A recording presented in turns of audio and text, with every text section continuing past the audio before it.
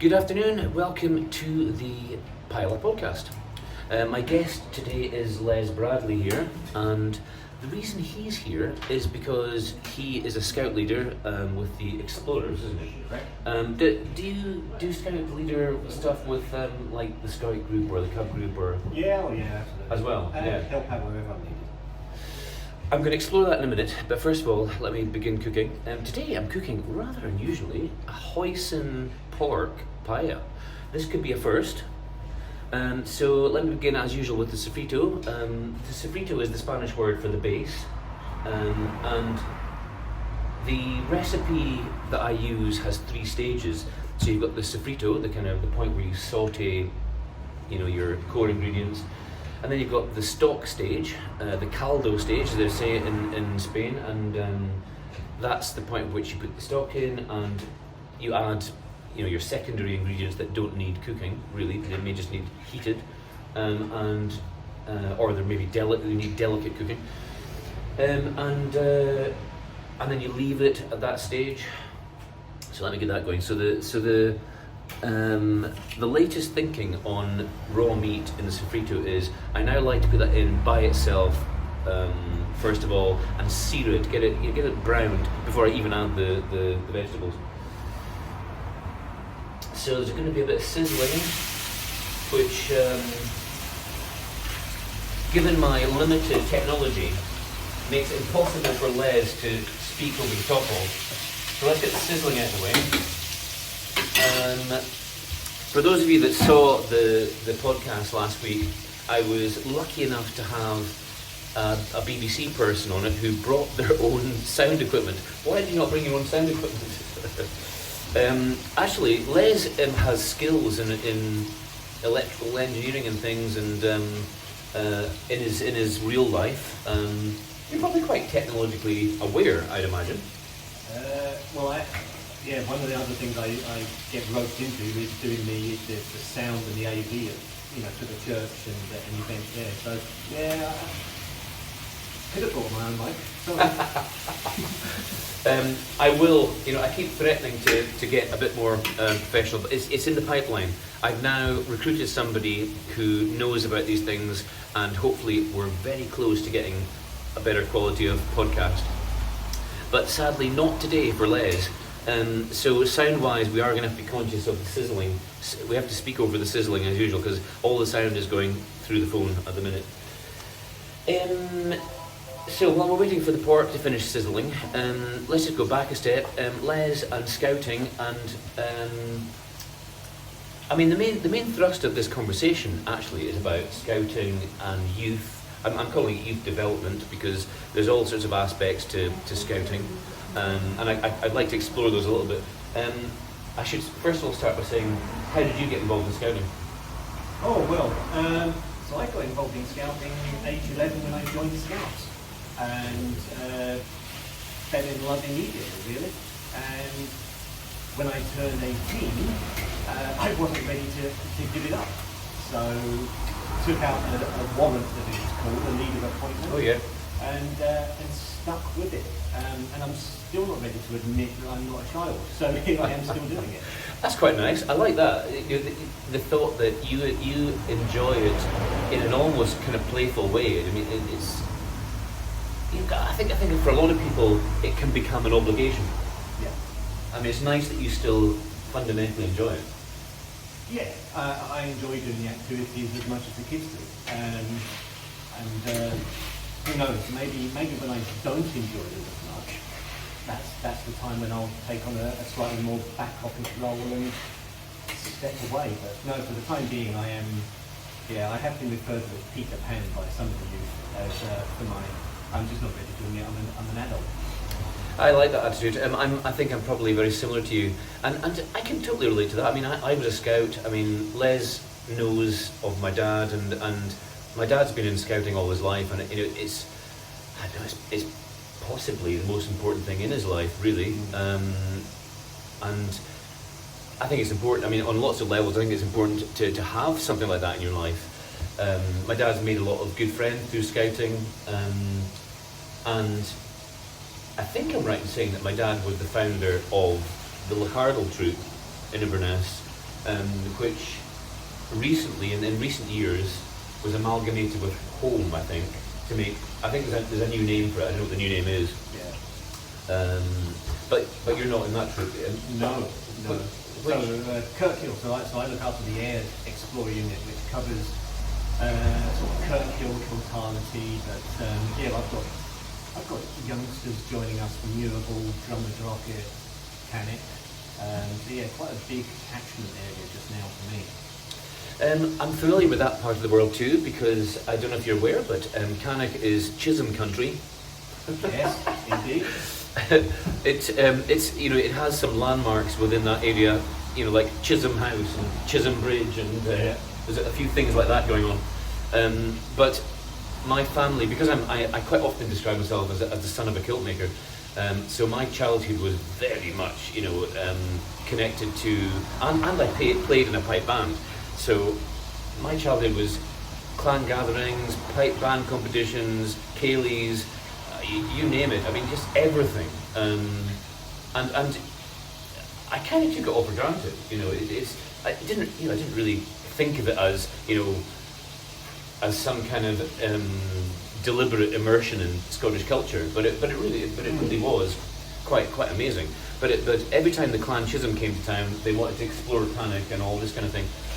And there's lots of great history to be had there, but there's also lots of great. It's very well known as a lovely place to go hiking. Oh yeah. And you said to me before I switched this on, you said that you've got a camp coming up somewhere out that way. Yeah, so it's become a regular feature of ours now to take the kids into Glen Affric, explore the Munros and the hills around, and they love it. From Scouts, we do a camping trip in the Scout Age, but with the Explorers we make use of one of the bothies and help them. For the Highland Cross, it's Inverness-shire District Explorer Scouts that provide the 2 water stations, one at the Youth Hospital and the one up at Canban Bottle. So every year I'm usually up there as well. So it's a part of the world I spend a rather lot of time in, actually. And have you done Highland Cross? No, always supported, never taken part in. I was built for walking, not for running. I mean, and I'm not a cycler. I think I'm right in saying that you can do Highland Cross as a walker. I think they have a walking version of it. Yeah. I haven't done that. I've done the running version. I enjoy triathlon, which is not massively dissimilar to that. And but the reason I'm not sure if I want to do it again is because after doing it once, I realised how many burns and puddles and bogginess you run through. And I mean, I don't mind getting my feet wet. That's not what I'm saying. The thing is, you are running through big puddles and burns that you can't see the bottom of. Yeah. And for me, that's just too big a risk. I mean, I went over my ankle a few times on it. I mean, as you do generally, I think when you're out running sort of cross country, you turn your ankle quite often, but not in a big way. Our feet are incredible. I sometimes think, how on earth do our ankles survive? That kind of stuff. Yeah. You do, but I think it's just taking it one step too far by running through a burn full of who knows what boulders at the bottom. That's maybe that's me being, I mean, lots of people do it, and they obviously do it safely, but I've broken my leg before, and I've had various injuries in it, and I don't want any more injuries if I can avoid it. Have you had any injuries in your time? Oh, 1 or 2. Used to play rugby as well, so yeah, getting hurt comes alongside that as well. But thankfully, nothing's too severe when out in the hill. I've always managed to come away relatively unscathed from being out in the hill, which I suppose when I'm taking charge and responsibility of taking kids out there, it's probably a very positive thing to say. Yes, true. I mean, that's funny. You played rugby as well. I mean, rugby was my love when I was young, and I played in Highland, the local side here, after I left school, just before I left school, in fact, I think, and then I moved to London, and I discovered when I was speaking to Les, I moved to his neighbourhood, and I've often thought, I mean, I didn't get back into rugby because of the game had become professional and it had become scary. And the injury risk was so big. I guess that's part of why maybe I never even went back later in life. But when I moved to Leighton, I didn't know anybody, and I didn't know who the local rugby club were. And that's probably the club that you were with. Well, I played a little bit outside, so I played through school mainly, and after school I sort of dwindled off really. I became an apprentice, so I didn't really have a huge amount of spare time with college and everything else. And I think the last game I played, organised game, was probably while I was in the Royal Navy Reserve, and I played for HMS President.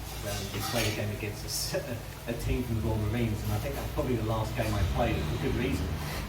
You were in the Royal Navy as well? I was in the reserves for a few years, yeah.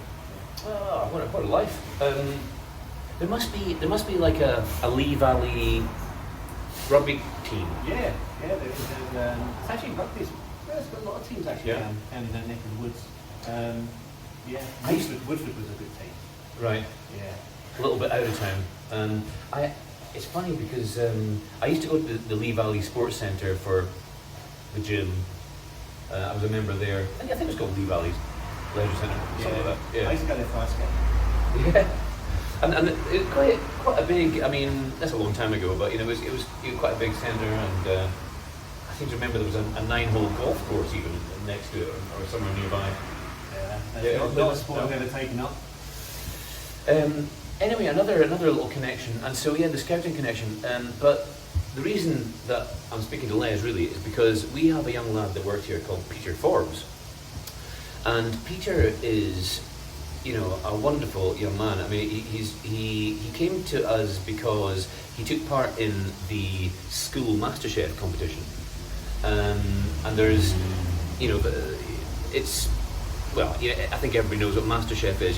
That cooking competition on TV. And so the Rotary Club in Inverness had taken that as a format for a school competition to raise funds, and to a youth development aspect to it. And so Peter made his way through the heats from his school, because all the Inverness schools took part, and I was a judge in the competition. And I've done that for a few years. I've got to say I really enjoy that, because I really believe in the importance of cooking, and I really am concerned about the limited amount of cooking education that goes on. Peter was a finalist, I remember that. Can't remember if he actually won the competition or not. Don't know, but he was certainly a finalist. I think he might have done. He did, and as a result of getting to know him, I suggested, well, why not come and work in the restaurant? And so that was years ago, and Peter is now, I don't know, must be approaching school leaving age. He's still at school. 16. He's 16. Yeah. So he's as enthusiastic a chef as ever. And you were just telling me a minute ago that he takes an interest in scout cooking. Indeed. So he'll be running the kitchen tonight at our Caleb. Right. Good point. So that's the thing. So the scout group are having a fundraiser tonight, a Burns Night fundraiser. I don't know. I mean, is there any? I was going to say, is there any advert I can make? But I don't think actually there's a meaningful advert I can make on this particular podcast for that. But let's say it's sold out anyway. Is it right? Yeah. I think it's going to become a regular feature. We did it 2 years ago, and very popular. Lots of really positive feedback. We, for various reasons, didn't run one last year, and I got helpless for that. So we're back by popular demand, and I think it's going to be an annual event now. Okay, that's a good point then. So if you want to take part in the Burns Night next year, and help raise funds for your scout group, how would they do that? So the easiest way is to like us on Facebook, ESU, and anything we've got coming up, any fundraising events we've done, pub quizzes, we've done Kayleys, it's advertised on there. So that's the simplest way to keep abreast of what we're up to and get involved when you can. There you go. And I suppose I should widen that invitation to if your child or if you indeed want to get involved in the Scout movement, then I guess similarly, you can go to those places and inquire. Although I do know that the Scout movement is in a very healthy position in terms of the interest from the community. I'm not surprised, I've got to say, and you were saying that your troop's getting busy as well. Very busy. We're extremely popular. Kids, in particular, I mean, we're having a good waiting list here, primarily because what we lack is volunteers. So if anyone listening wants to get involved in a volunteering capacity, get in touch with your local Scout troop, or look up on Facebook, Inverness Scout Districts, because there's a role for an adult. Back office, front office, whatever your skill, we need it. We need everything from social media gurus to hill walkers, climbers, people who are just prepared to turn up each week and tidy up. I recommend that. In terms of service, that there's a big element of well-being that comes from service. I think it's good for anybody to take part in something like that, and I would endorse that personally because I know how influential the Scout movement was in my life as a child. Definitely was a good thing for me, and I know plenty of people that feel the same way. Some of whom have got involved with Scouts again. I mean, I've always kind of toyed with the idea. I mean, it may well happen at some point. Cooking is, there's maybe something I can do to help the Scouts. You probably know people like Corin Henderson. Yep. Corin was my era.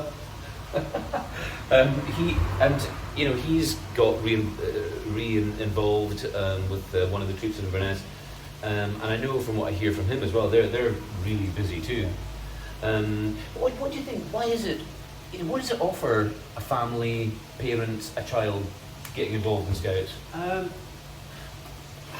I think it's often said, it's time away from the screen, the computer, and getting outdoors. But I think it's much more than that. I think to say that is pretty glib and doesn't really do it justice. The Scout Association uses the hashtag Skills for Life, and I do believe that is where the interest comes from, because it's not all about hill walking and camping, and I think people have a very unjust vision of what Scouting is.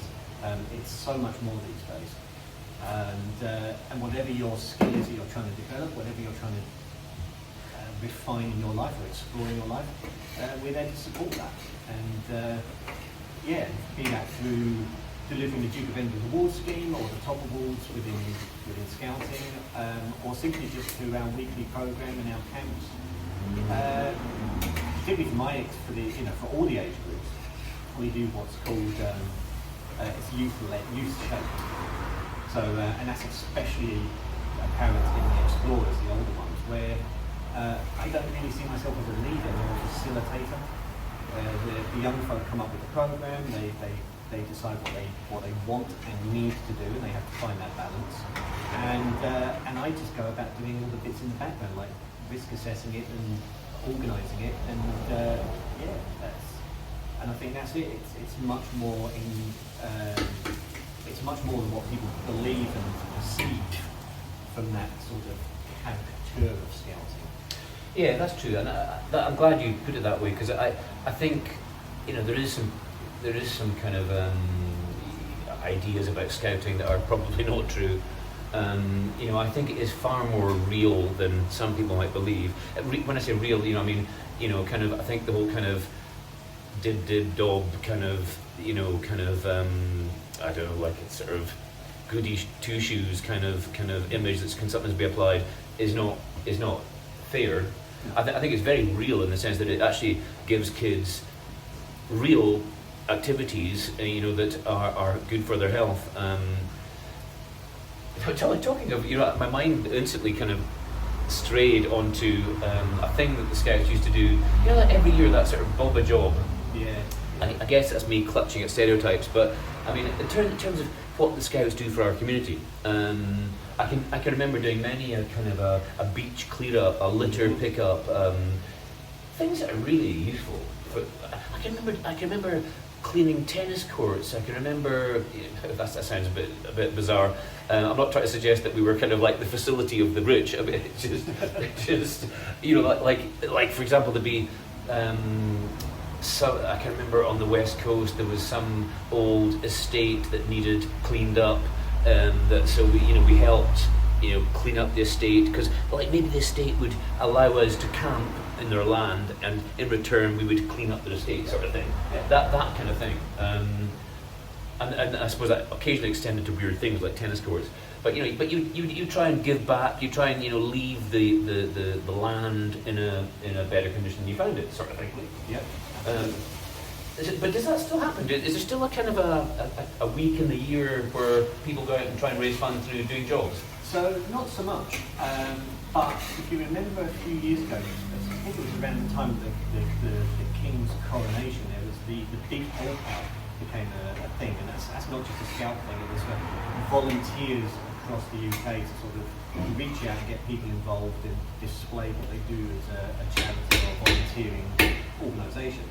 So we use that each year. We did a couple of years ago. We had the kids took all the doors off the local church and stripped them back and painted them and tidied up all the walls, the car park, and there is an element within the program and the structure and the badge requirements for that community engagement, and that can look like so many different things. And that's what I mean about it. And you put it, it's very real. It's not a fixed program. It is for people, for the young folk to really see an opportunity and what they're interested in, and we support them in doing that. It's not a thou shalt go and pitch a tent. It's what can scouting do for you? Yeah, and that brings me neatly back to the cooking thing. Peter, Peter works in the kitchen here, obviously, and he's hopefully got something useful out of that. But he's certainly enthusiastic, and scouting. I believe strongly in cooking in terms of. It's important for our health. It's important for how our community. And there's a much forgotten thing about cooking. I'd even go as far as say that maybe even the largest element of cooking is about sharing the love, for lack of a better phrase. It's about being with people. It's about being together, sharing, giving people something nice to make them feel nice, to spend time with them. And I think for me, cooking is something I do for other people. It's not really something I do for myself. I'm not suggesting that you shouldn't. That there is no selfish element to it, but I certainly don't go to the same trouble cooking for myself, and I think most people are the same. I think when it comes to cooking for myself, I just do batch cooking at home, really. But there's nothing I enjoy more than having a guest to cook for. So that brings me to the obvious first question that every guest gets asked: who does most of the cooking in your house? It's actually me. Oh. It is. I'm not anywhere near the washing machine because I apparently destroy any sort of sense of planned organisation and whatever else in terms of laundry. But I absolutely am the one that does the bulk of the cooking. Wow. And your partner, would she? If it was her birthday, let's say, what would she ask you to cook for her? Ooh. Well, so my wife she loves cheese. So anything that can have a cheese aspect to it is always a firm favourite. There's plenty of them. But actually, she does love Spanish and Mediterranean food. Right. So it's not uncommon in our house to be having a sort of tapas themed birthday tea. Yes, I know you do have a bit of a Spanish background as well, like sort of a influence, let's say. Another thing that we have in common, interestingly enough, and you said that your family used to, when you were a kid, you used to go to What's it called? It's Javier. So yeah, I can see you peeling. I'm peeling the past map. your phone at the map on the wall there. So yeah, so in the purple zone, the little sticky out bit where it says capital and L, just north of that is Javier. And oh yeah, I see it. yeah, that's so I spent a lot of time in Javier growing up. My grandparents were very fortunate. They bought the villa in the 70s out there. So that was the family bolt hole for any excuse really, any school holiday that we could get out there. I'd spend the entire summer there. That's lovely. Do they still have it? No, sadly not. No, both have passed away, and very recently actually, there was a villa and a flat, and the flat got sold very recently, just not getting enough use, and to justify having it still. But yeah. Do you ever go over to that part of Spain and reminisce a wee bit? Oh, so we went as a family a few years ago now, when my daughters were still little but old enough to remember the holiday, and we went out there and I showed them all the old halts and where I used to hang out and what I used to get up to. Also held back a lot of what I used to get up to as well, and no, it was a great holiday, and I'm sure we'll go back again. Yes. Ben, can I have the stock from the kitchen, please? We've reached that stage. Let me talk about the paella for a minute. I'm very happy with the smells that are coming from it. Oh yeah. It smells like proper hoisin pork. I love it. So Thomas has prepped all this for me in the kitchen beautifully, and so I've got little strips of pork marinated in hoisin spices. I've seared them, as I was saying, and I took the searing quite far. I find this is that with paella, this is a new thing for me in terms of the way I cook it. I take the searing a bit further these days till it's browned, till it's actually browned. There's something about the flavors and the texture of the meat that, given the particular amount of time it spends boiling, I think it needs that. So. That's where we're at right now. I'm scared to take the phone over to show you it right now because this tripod earlier was randomly falling apart, so I think I'm just going to leave it alone. So stage one is done. So the next stage is garlic rice stock. That's the way I do it. I'll put the garlic in first. I'm cautious about when I put the garlic in because it's so easy to burn garlic. The Spanish love their garlic, and that may seem like an odd thing to say, but I think the reason I'm saying it is because Les will probably appreciate that the French have the reputation for being into garlic in an unhealthy way, but I actually think the Spanish eat more garlic than the French do. Yeah. And it's not often recognised. It's actually just a little bit like Spanish cuisine as a whole. The French have such a big reputation in cuisine because at some point in history, they kind of invented the rule book on. Oh, that needs to go straight back up. Apparently, he needs that immediately. The French, at some point in history, I don't know when that point was. They obviously had the cutting edge techniques, and they had they kind of invented classic methods and classic dishes, and that are to this day, the kind of hallmarks of training to be a chef. But I think what has got overlooked is Spanish food culture is amazing, and it doesn't get anything like the recognition that it deserves. Although, let's say in the last 10 years, I think it probably has got a lot more recognition. But I think the Spanish, and maybe, I don't know, maybe it's, again, like you, I mean, my childhoods were spent in Spain as well, so maybe it's partly to do with that. Maybe I just feel like I understand what the Spanish try to do with food. How did you find food when you were young and in Spain? It's that cafe tapas culture.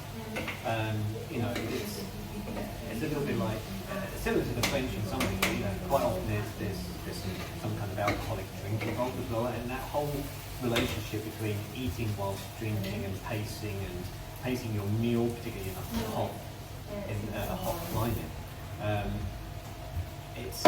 think it is, as you say, it's overlooked as well. We seem to jump between France and Italy for our culinary principles and guidelines, but I think the Spanish have a fantastic food culture, and of course a huge. We talk about mixing of different food cultures, and but actually Spanish food is that in itself, because you have the Moorish influences coming in from North Africa. Absolutely. So yeah, I think it's a really, really vibrant cuisine, and it's probably my favourite, to be honest with you. So so you were saying that your wife might well ask you to cook a Spanish thing for her birthday. Yes. When is her birthday? August. So preparations to be made here for August. I'm trying to think where I can get in on the act. Maybe I can offer a special deal for her birthday. You were saying earlier that you've been to the restaurant before, and one thing that I love it when customers say is that that they forget they're in Inverness. Not that there's anything wrong with being in Inverness, but I feel like we've succeeded in our job if we've made people kind of feel for a moment like they're I don't know, maybe in Spain or something, Absolutely. or at the very least they've escaped their normal life. Not that there's anything wrong with their normal life, but it's that's a good thing if we've achieved that, isn't it? So it's why you go to the theatre, isn't it? Yeah. That's the stock in. I'm using a stock ratio these days of 2 to 1. I.e., I mean, this is not a perfect volume comparison, but 1 kilo of rice equates to 1 litre of stock. So 2 litres of stock. This is 1 kilo of rice I've got in here, so there's 2 litres of stock in here. I'm erring on the side of actually undercooking the rice these days. I used to err on the side of overcooking it, but I just think that rice goes soft so fast. Once it's finished cooking, you preserve a bit of the integrity of the dish if you actually err on the side of undercooking. And it's actually harder to even with a short fat rice like paella rice. It's actually hard to undercook it. It really is harder than you think. So I now try and turn off the heat before the rice is ready, and leave it for 10 minutes under a lid still, so it finishes its cooking under lid. What I'm doing right now is I'm trying to submerge it as much as I can, and I've also become a bit relaxed about that, because I used to be very concerned that some grains of rice were not submerged, so the customer might end up with a crunchy bit of rice. But it's not, that doesn't even happen. Just the proximity to the dish. I mean, if they're even if they're not fully submerged, the rice still gets steamed and cooked. So actually, like I say, undercooking it is actually not as big a risk as I used to think. So the other important point is, once you have kind of put all the ingredients in and the stock and leveled it out, is leave it alone. Don't go stirring it up like a risotto. That would end up with a different dish, really, to be honest. One of the things that makes a paella what it is the fact that you don't mess with it. The rice is not broken down and releasing its starches, and it's not gloopy. So you deliberately just leave it alone, and that's also why it's such a successful party dish, because really the cooking of a paella is the easy bit. All the work is in the prep. All you've got to know is when to put stuff in. Couple of little techniques, and it's just super simple. So it's a good party dish because you can literally do it when you right next to your guests. And if you were in Spain, you could do this, in the garden, down by the sea, anywhere, without any real pressure. Have some sangria, talk to your friends, cook it, easy peasy. Anyway, what else do I need to do before we return to your life? I think that's all the ingredients in for the minute. So I'm going to leave that, as mentioned, for a while, and return to the topics. So where do we get to? Youth development is quite interesting. Cooking outdoors is quite interesting. The importance of food is quite interesting. I'm curious about your experience of food when you were a kid in Scouts. What was it? Good question. So I was a Sea Scout, even though I was in North East London. Would you believe it? I know. It's like, how does that work? You had a blue jumper. Yes, I did. And so quite often for like summer camp, we would be on the Norfolk Broads or down in Portsmouth area.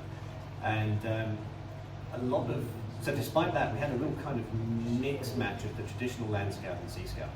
So a lot of my scouting was cooking on fire and learning how to handle the heat and master flame and the ember, and then whatever we could cook on top of that. So I think my first camp was a winter camp, the weekend before Christmas, where we did a lamb stew on the fire, and then steamed a Christmas pudding.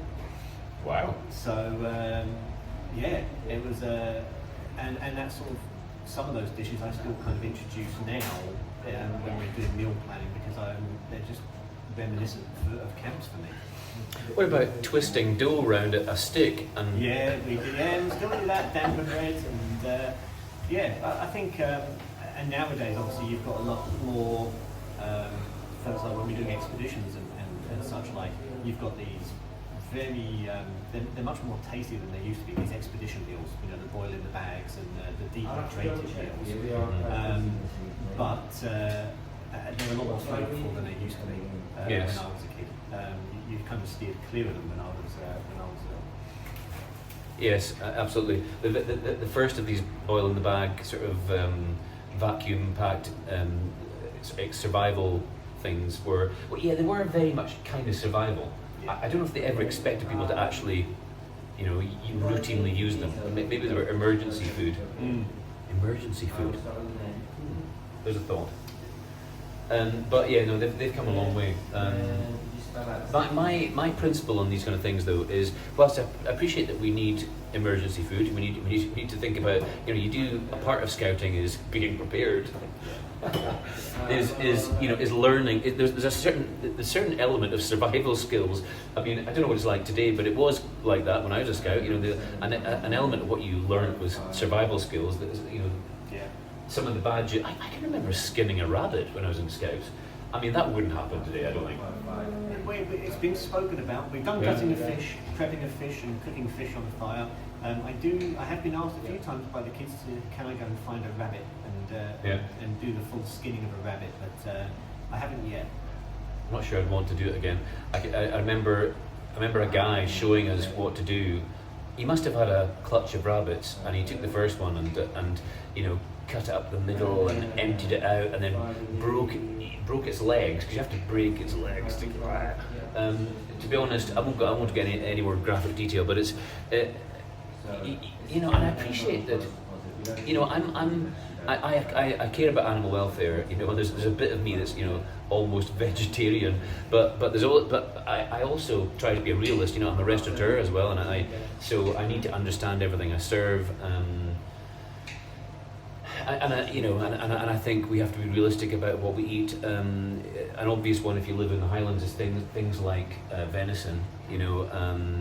If you care about animal welfare and you're selective about what meat you eat on that basis, then venison surely has to. I mean, I know some vegans that would even accept that that venison is an understandable thing to eat. Totally natural, totally wild, requires culling, hasn't been subject to terrible farming techniques, hasn't been subject to chemicals and drugs, and so you'd be hard pushed to criticise venison, to be honest. Do you have a view on that kind of like farming processes? I can agree with you. Actually, I think venison is a fantastic example for all the reasons you just gave there, and it tastes good to boot.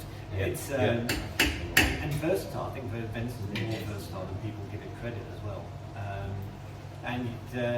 But yeah, I think it's one of the things I noticed with the kids is they are far more aware now of where their food is coming from and understanding it. I think quite often we don't credit our youth with having as much insight and knowledge as they actually do. And when you engage with them in conversations and debates such as animal welfare and what the pros and cons of being vegan, that's the sort of topics we do discuss. And there's some fantastic insights come out from the kids. It's actually I enjoy those conversations, really do. And I suppose, like any other organisation these days, you've got to be, you've got to have options for these things. When I was a kid in Scouts, I don't remember there even being a vegetarian option. You just ate what you were given, really. Yeah.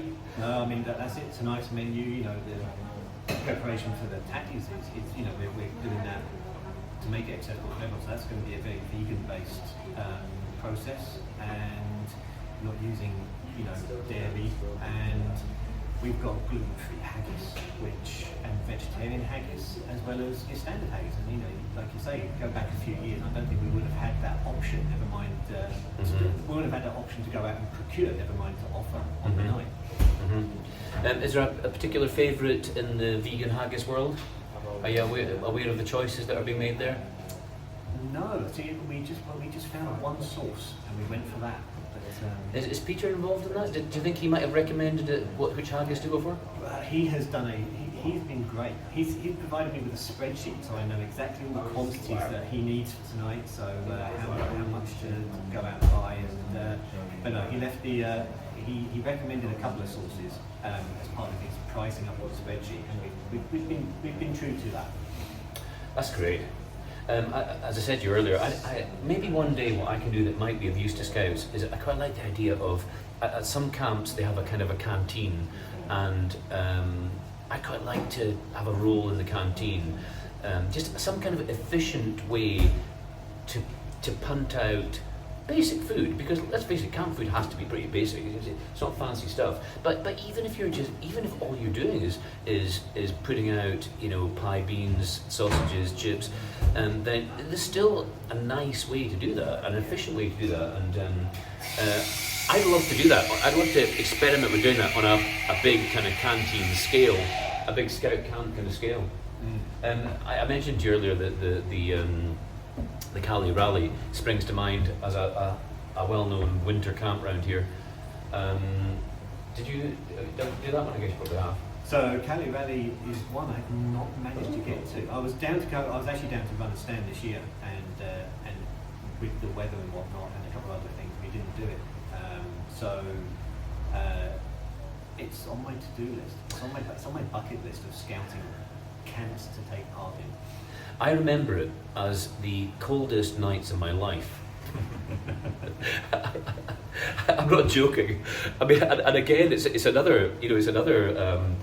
I don't want to make my parents sound neglectful, but I mean, because everybody in the tent was the same.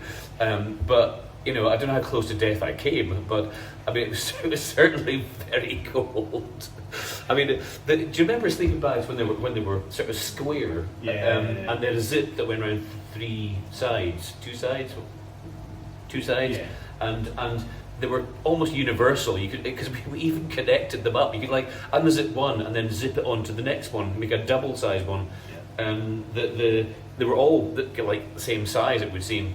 But they were just a square, and they weren't made to the shape of your body. The tog factor, the insulation was, I don't know if the word tog even existed. I mean, it was never hot enough. And the Cali Rally always came typically with the first snows of winter. It was uncanny how often at the Cali Rally you get the first snow of the year, or at least ice.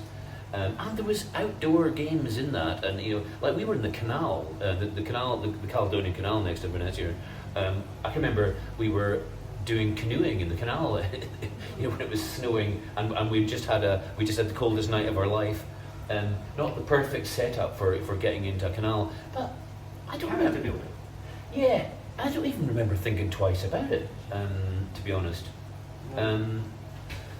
But yes, character building. Right, back to food. I'm going to turn off because the stock is now disappearing. So that I don't want the stock to completely disappear, because obviously once the stock disappears, then you're into burning territory. So heat off and lid on, and we'll leave that alone for 10 minutes before we eat it.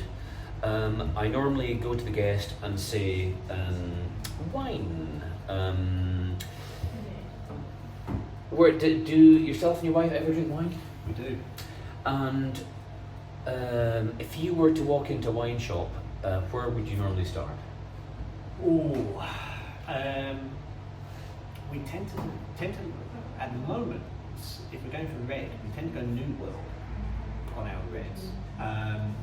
Just find that my wife in particular gets incredible headaches with the higher the tannins on, particularly on French wines. So we've sort of started using a lot of the New World wines, quite like a Malbec in our household at the moment. I like it. Already there's lots of information there. I mean, I think, and that's exactly what I'm looking for, is people to kind of say what they like and don't like, because that's how you navigate a wine shop, isn't it? You go in there because there's something about wine that you like, so you find out where that is in the shop. So you reckon in your case, you probably go red first. Red first usually. And then you'd look for a Malbec, and a New World Malbec. There's lots of nice kind of South American Malbecs on the market these days. Chile produces a lot of them. Yeah. And there's also a modern Malbec. Malbec from Argentina or something used to be such a heavy thing, but there's now light Malbecs, and it has to be one of the most popular red grape varietals. So, but anyway, you've worked out that that's a type of wine that works in your house. Yeah. Okay, I wonder if I can match that with a Malbec. Normally, at this point, I would take the phone behind the bar and give you a right, a kind of a view of the what happens behind the bar. But like I said, I don't really want to move the camera right now. So I'm gonna pass that problem on to Ben.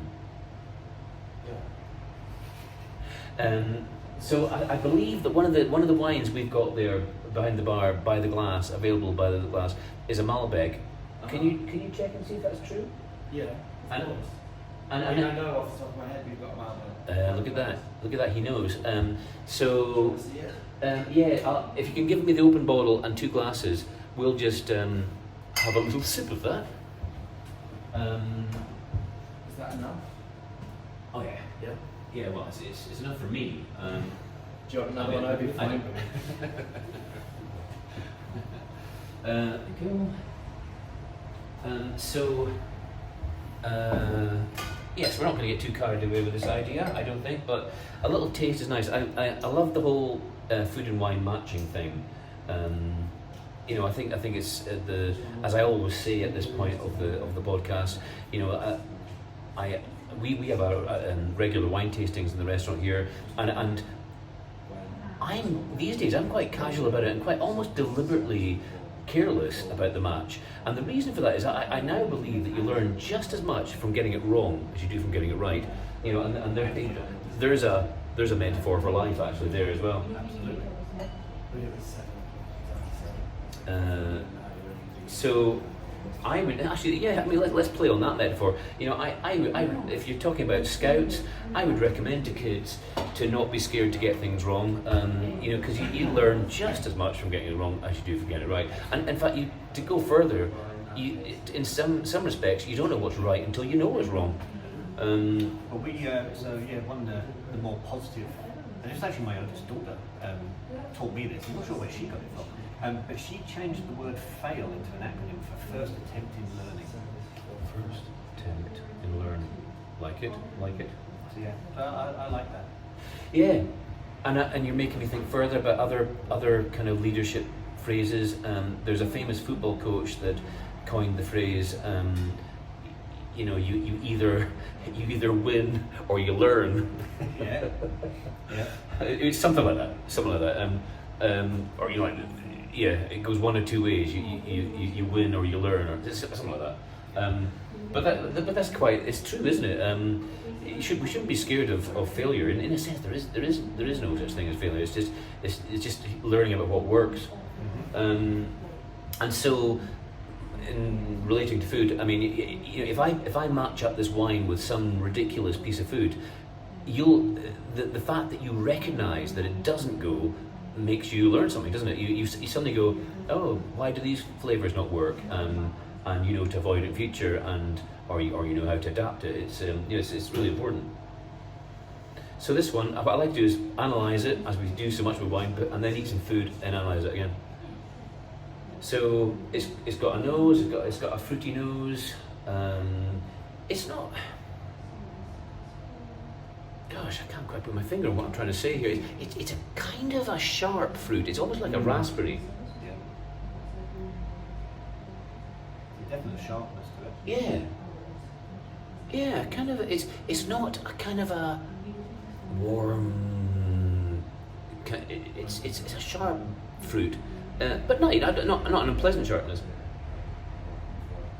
And then the next thing, of course, you do is you analyze your wine. You make some kind of some judgments about it, and then you see if actually how it tastes.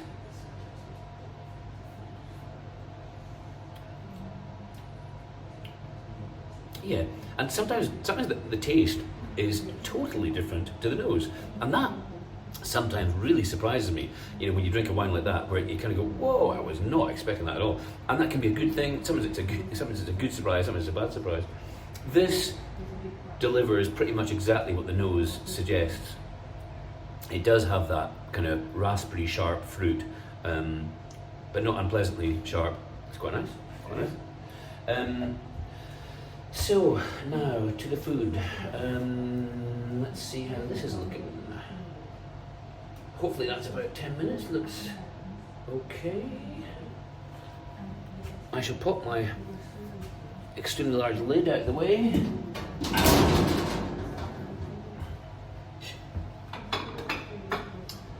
This is the first hoisin pork paella. We don't use pork enough in the restaurant, to be honest. No. We should actually, because the Spanish use pork use it a more. lot. Yeah, exactly.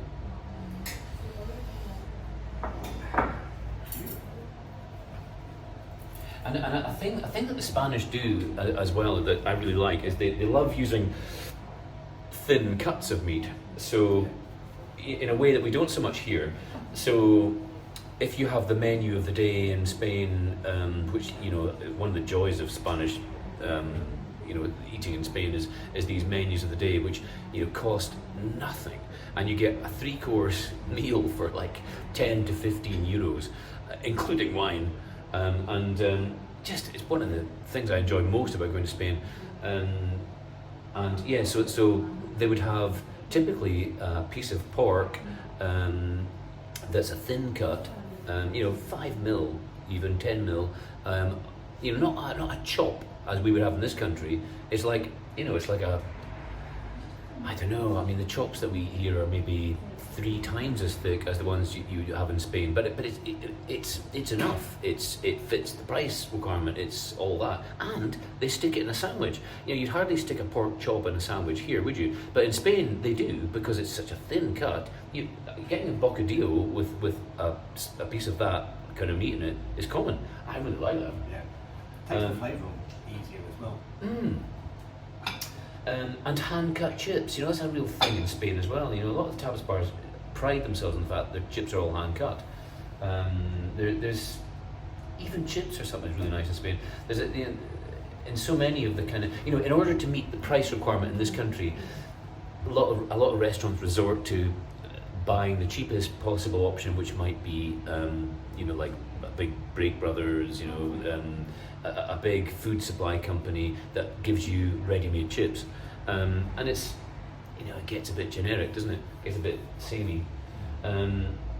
Whereas, you know, I think what the Spanish thing is about keeping it fresh. So the fact that they're giving you hand-cut chips, because you can see they're hand-cut, you're kind of going, oh, this is fresh, Yeah. and that's clever. It's good. So let me serve up some of this. The chips we sell here are hand-cut, by the way, in La Tortilla.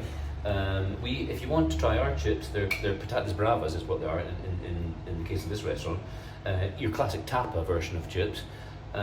You know, for those that don't know, you know, you get these little hand-cut bits of potato fried typically with a spicy tomato-based sauce or mayo, garlic mayo, you know, alioli. So we do that kind of thing here. So you know, our chips are fresh here as well. So we now, whether you like it or not, have to eat some of this, and Now then it's ordering it. It smells fantastic. let's have. Oh, I didn't give you a lemon. That so you might want a piece of lemon. I always have to take the opportunity to have a wee rant about lemons, the importance of getting lemon juice into your life and into your food in particular. I quite often have a wee rant about lemon and salt, nature's own flavour enhancers. Much better for you than all the E numbers and all the nonsense they put into ultra processed foods. I mean, it's just incomparable. Ultra processed food is what gives salt a bad name, sort of thing. That's what I mean. Which gives natural flavour enhancement a bad name. Don't be scared to use lemon and salt, I'd say. So that said, let's see how this goes down. Oh, I've got a lemon pip. See, there's one of the hazards. Just about it at a lemon pip. Careless lemon squeezing. Right.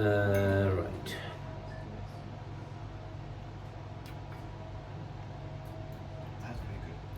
I'm happy with that. Yeah. Definitely got the hoisin flavour. But the texture and is a paella. Yeah. It's a really nice fusion. Yeah, I like I do. that. Yeah, I'm happy with that too. I mean, there's another thing to work on. We've done a few experiments with paellas in the last few weeks that have worked really well. This wasn't on a podcast, but last week or the week before, I cooked a paella with vegan chicken. So you can buy these kind of vegan chicken pieces. So we used those along with little falafel balls, and that was surprisingly good. I think we're gonna try that out on the menu as a vegan option. So we try this, then we try the wine again, and we see if anything has changed.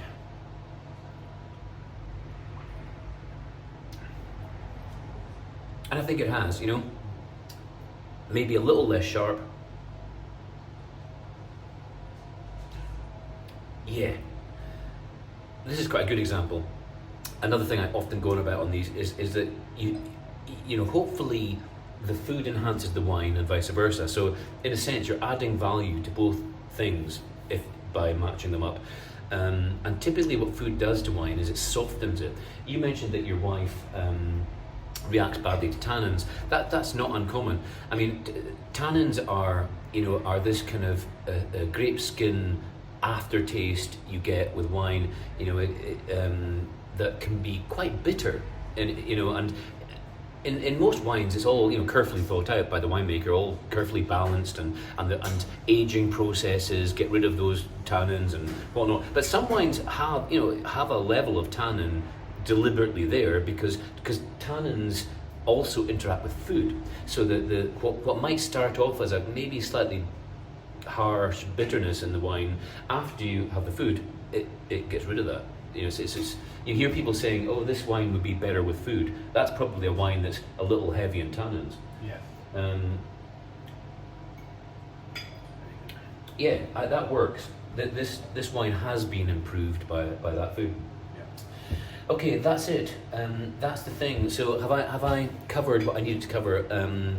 I guess this is mainly a recommendation for the Scout movement.